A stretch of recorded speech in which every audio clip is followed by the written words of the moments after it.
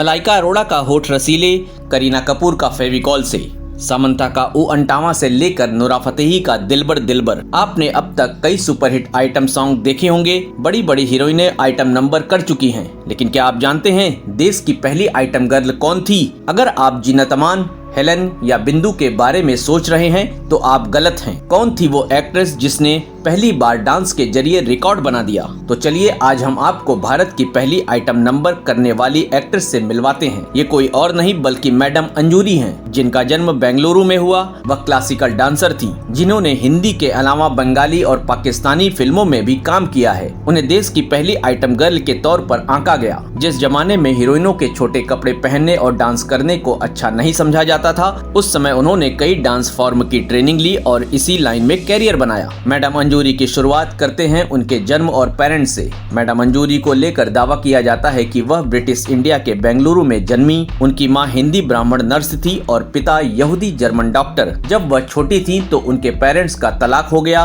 और वह पिता के साथ रहने लगी। फिर उन्होंने बैले डांस और पियानो की ट्रेनिंग ली। उन्होंने कई डांस टीचर से डांस की शिक्षा ली और फिर मुंबई में कैरियर संवारने आ गई। मैडम अंजूरी की पहली फिल्म नादिरा थी। आगे चलकर उन्होंने परदेसी सैयां, कत्लेआम, नया संसार, कलयुग से लेकर माया जैसी फिल्मों में काम किया। उन्होंने डांस भी किया और एक्टिंग भी। एक रिपोर्ट में दावा किया गया कि अंजूरी ने कैरियर में 700 फिल्मों में काम किया। उस जमाने में उन्होंने आइटम नंबर किए। उनके डांस और गाने इतने पॉपुलर हुए कि एक बार तो उन्हें बकिंगहम पैलेस से भी डांस परफॉर्मेंस के लिए न्योता आया था। मैडम अंजूरी ने मुस्लिम शख्स से शादी कर ली और वह फिर रावलपिंडी चली गईं। इस तरह वह हिंदी और बंगाली के बाद पाकिस्तानी फिल्मों में भी नजर आईं, मगर फिर कुछ समय बाद रिटायरमेंट ले लिया। हालांकि वह क्लासिकल डांस कई साल तक सिखाती रही थी।